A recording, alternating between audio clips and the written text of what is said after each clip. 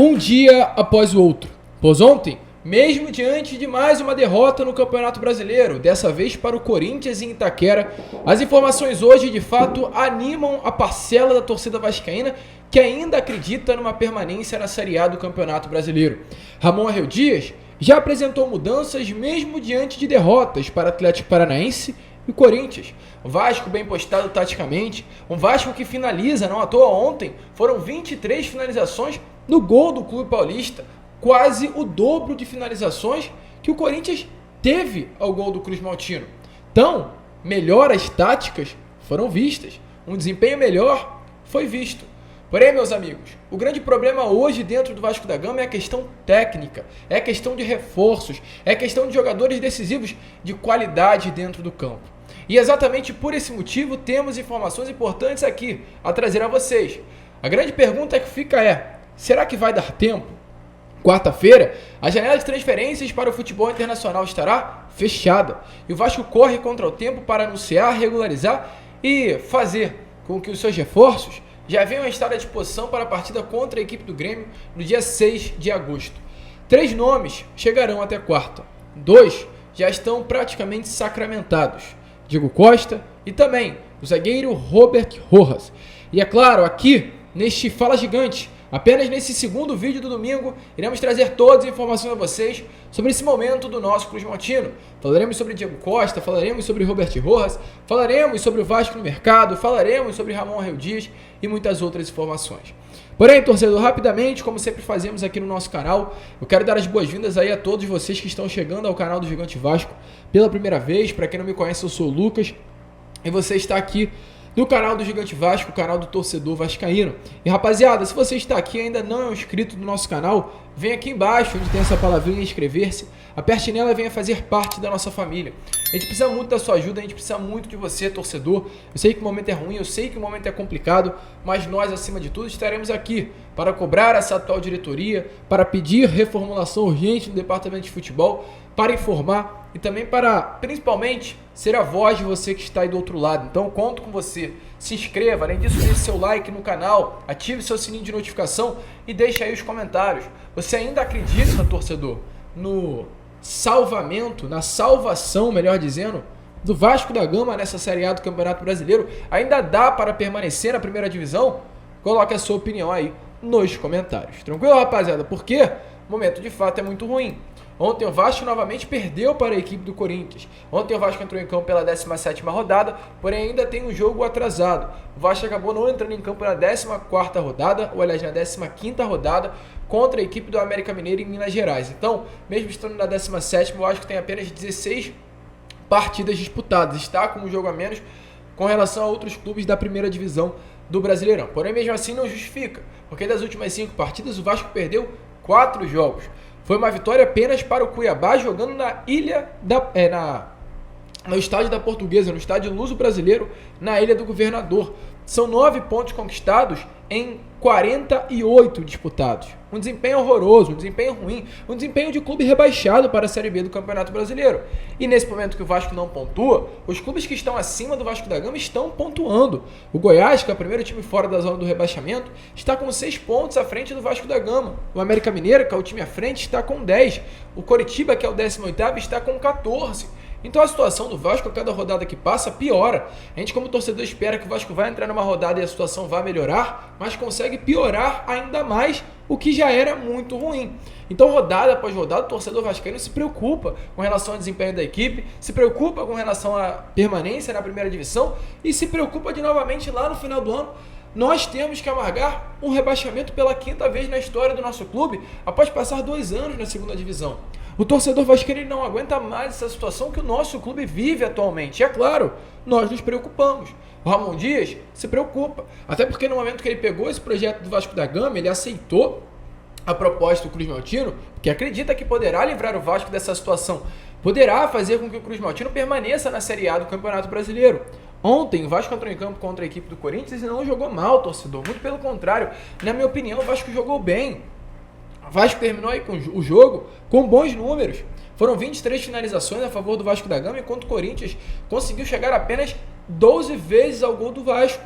Ou seja, o Vasco foi muito superior no quesito finalização. O Vasco foi superior em diversos momentos da partida, na minha opinião.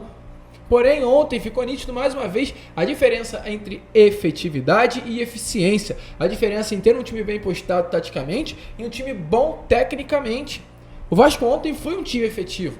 O Vasco ontem chegou ao ataque. O Sebastião Ferreira teve uma chance clara de gol. E outras chances também muito desperdiçadas. O Vasco foi efetivo. Mas o Corinthians, em poucos lances que teve de perigo, conseguiu marcar. Conseguiu chegar com bastante qualidade para guardar. Balançar as redes, né? E é claro, se falta eficiência no Vasco da Gama, porém temos efetividade, falta também técnica e ontem, na minha opinião, sobrou taticamente. O Vasco ali durante 20 minutos do primeiro tempo foi muito superior ao Corinthians taticamente, amassando o Corinthians no seu campo, não deixando o Corinthians sair para jogar. Nessa estratégia muito boa do Ramon do 3-5-2, o Figueiredo e o Sebastião Ferreira, dos atacantes ali de mais mobilidade, porém que tem esse faro de gol, não, né? É difícil falar que o Figueiredo e o Sebastião Ferreira têm faro de gol, mas são atacantes, melhor dizendo, então conseguem apertar a saída de bola, tem essa noção no sistema defensivo. O meio campo povoado, Praxedes, eu gostei muito do jogo do Praxedes. Outros atletas ali do sistema de meio campo também, o Pumita e o Piton aparecendo em alguns momentos, então eu gostei do Vasco taticamente, mas meus amigos, a questão técnica pesa. Aquele gol que o Sebastião Ferreira perdeu ontem, temos noção, eu tenho a convicção que o Yuri Alberto, que Roger Guedes e Renato Gaúcho, atletas como esses, se tem a mesma bola do Sebastião Ferreira, iriam guardar os gols. Aquele gol que o Maicon do Corinthians fez ontem em cima do Vasco, nenhum outro atleta do Vasco da Gama faria. Então essa é a diferença, isso pesa. E sabe o porquê hoje o Vasco enfrenta esse momento? Porque não temos jogadores de qualidade, não temos jogadores que resolvem. E se há um culpado nisso tudo, esse culpado é o senhor Paulo Brax, é o dono do departamento de futebol hoje do Vasco da Gama. E essa reformulação irá acontecer, já adianto aqui a vocês. Troquei essa ideia com vocês no Acorda Vascão e volto a repetir no Fala Gigante. O Vasco irá fazer uma reformulação no seu departamento de futebol. A empresa norte-americana, que detém aí 70% dos direitos econômicos do Vasco, não está satisfeita com os resultados do time e as mudanças devem começar pela equipe de scout e por Abel Braga já após o término dessa janela de transferências. Paulo Brax não deverá sair, a sua saída deve se dar apenas no final do ano. O momento é ruim, torcedor. O momento é tenso, o momento é complicado. Por quê? Por causa de erros. Erros atrás de erros por parte dessa gestão. Então vai haver mudanças. Abel Braga deve estar de saída. A equipe de scout e análise deve sofrer alterações, Paulo Brax não deve resistir até 2024 e são mudanças necessárias visto esse momento que o Vasco da Gama enfrenta.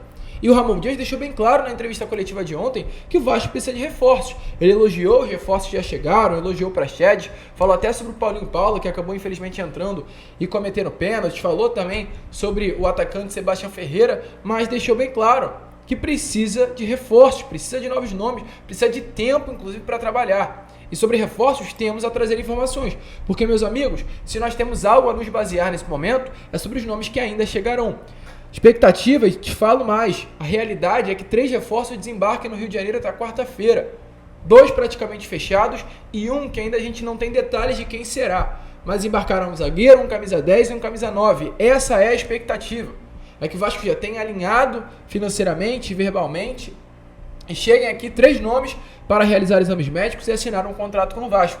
Quem são eles? Primeiramente, o zagueiro argentino Robert Rojas, está fechado. Robert Rojas será um reforço do Vasco da Gama. O zagueiro paraguaio, de 27 anos, que pertence ao River Plate da Argentina, assinará um contrato de empréstimo com o Vasco até o final do ano que vem. O Vasco pagará $1 milhão, algo em torno dos 4 milhões e 800 mil reais por esse empréstimo. E caso queira, no final do contrato, ou aliás, caso Robert Rojas, até o final do contrato, que se dará no final do ano que vem, desempenhe mais 60% das partidas do Vasco durante o período de contrato do atleta paraguaio, o Vasco terá que ser obrigado a comprar 60% dos direitos econômicos, aliás, terá que ser obrigado a comprar parte dos direitos econômicos do jogador pelo valor de 16 milhões de reais. Um contrato, no geral, caso o Vasco realmente efetue esse direito de compra, chegará aí a quase 21 milhões de reais na compra do jogador. Negociações altas, cifras altas pela contratação desse atleta. Mas sabe o que é isso? É desespero no mercado. E tem que gastar, cara. Tem que gastar. Não é o último tiro, é o tiro de adeus. É a última bala que tem aí dentro do cartucho. Então gasta, tira essa bala, gasta dinheiro. Essa é a hora. Ainda temos aí, 22 rodadas pela frente. Quem sabe, com bons nomes, bons reforços, o Vasco não muda essa situação. Meu amigo, é o último tiro. tem que fazer alguma coisa. Então Robert Rojas deve desembarcar no Rio de Janeiro nesses próximos dias, não está sendo mais relacionado para as partidas do River Plate. É um jogador que, volto a repetir, chegará por empréstimo até o final do ano, com opção de compra, caso o Vasco da Gama coloque, né, o atleta paraguaio para jogar mais 60%, deixa de ser uma opção e se torna uma obrigação de compra. O Vasco pagará $1 milhão pelo empréstimo do jogador e caso tenha que comprar, terá que pagar mais 16 milhões de reais. Esse é um dos zagueiros. Meio campo, a gente ainda não tem informações, mas já adianta aqui de antemão. A expectativa é que esse meio campo venha a ser Ezequiel Bulhalde. Essa é a grande expectativa, que o meio campo que desembarque no Rio de Janeiro venha a ser Ezequiel Bulhalde. E sobre o atacante, a expectativa é que venha a ser Diego Costa. Essa é a informação que nós temos. Diego Costa está de fato perto do Vasco da Gama. Lembrando que a gente vem trazendo a vocês aqui, o Vasco da Gama, através do Paulo Brax, foi até o Diego Costa, conversou diretamente com o jogador, falou do projeto, falou da proposta, o jogador se interessou e pediu para que Paulo Brax fosse até o seu empresário. Hoje as conversas não estão sendo mais tocadas com o Diego Costa, está sendo tocada diretamente com o empresário do jogador. Diego Costa hoje está em Madrid, tem proposta do mundo árabe, tem proposta de outros clubes e tem essa proposta do Vasco. A proposta do Vasco financeiramente é bastante viável. O salário hoje que o Diego Costa poderá receber no Vasco da Gama se iguala, chega muito perto do salário que ele recebia no Wolverhampton do futebol inglês. Ou seja, é um salário alto, não seria um empecilho a questão financeira para o Diego Costa vir ao Rio de Janeiro. Inclusive ele já pediu até para pessoas que moram na cidade carioca algumas dicas sobre a cidade, sobre moradia, para ver se é tranquilo, um local bom de se morar, caso seja a expectativa que ele desembarque. Já pediu isso, é claro, com a pretensão de realmente jogar no Vasco da Gama. A família dele quer muito voltar ao Brasil, isso pesa até com relação a uma saída ao mundo árabe, já que a família dele quer voltar ao Brasil. Ele tem essa proposta do Vasco, a expectativa é que ele opte aí realmente por chegar e vestir a camisa do Gigante da Colina. E hoje, pela parte da manhã, a gente teve informações. A informação é a seguinte: a proposta do Vasco com relação ao Diego Costa é uma proposta altíssima financeiramente. O Vasco colocou na mesa do atleta R$1 milhão fixo, ou seja, ele terá um salário mensal até dezembro de 2000 realmente e 24, que irá assinar um salário de 2 anos, ou melhor dizendo, até o meio de 2025, um salário de 2 anos, recebendo R$1 milhão por mês. Fixamente, Diego Costa valerá aos cofres do Vasco R$24 milhões. O Vasco não pagará os direitos econômicos do atleta, porque ele está livre no mercado, porém, se juntar todos os salários que o atleta terá, dará até o meio do ano que 2025, ao ano de 2025, R$24 milhões. Além desse valor fixo, ele também receberá um valor variável. A informação que tivemos é que esse valor variável será de R$1.300.000 com relação à bonificação, caso o Vasco permaneça na Série A. Então, se o Vasco permanecer na Série A do Campeonato Brasileiro, ele receberá mais R$1,5 milhão, R$1.300.000 com a permanência, como um prêmio aí ao atacante brasileiro de 34 anos de idade. Nesse ano, somado bonificação de permanência, mais salário, o Diego Costa, em 4 meses de contrato, poderá receber mensalmente pelo Vasco da Gama R$1,5 milhão. Esse é o valor que o Diego Costa tende a receber, pois ele vem. A expectativa é que ele chegue sim. A expectativa é que ele dê esse sim até amanhã, segunda-feira, quando ele pediu ao Vasco tempo para dar a resposta. Então, com isso, ele vem, receberá setembro, outubro, novembro, dezembro, 4 meses em 2023, R$1 milhão em setembro, R$1 milhão em outubro, R$1 milhão em novembro, R$1 milhão em dezembro, 4 milhões, mais R$1.300.000 da bonificação, são R$5.300.000 em 4 meses de contrato com o Vasco da Gama. Isso daí, algo em torno de R$1.300.000 mensais que o Diego Costa irá receber com a camisa do Gigante da Colina. O salário é altíssimo, muita grana que o Vasco está colocando na mesa e de maneira desesperada, pois precisa de jogadores de qualidade, precisa de jogadores de nome para tentar mudar essa situação. Hoje o Vasco encaminha muito, está praticamente sacramentada a situação entre Vasco da Gama e Diego Costa.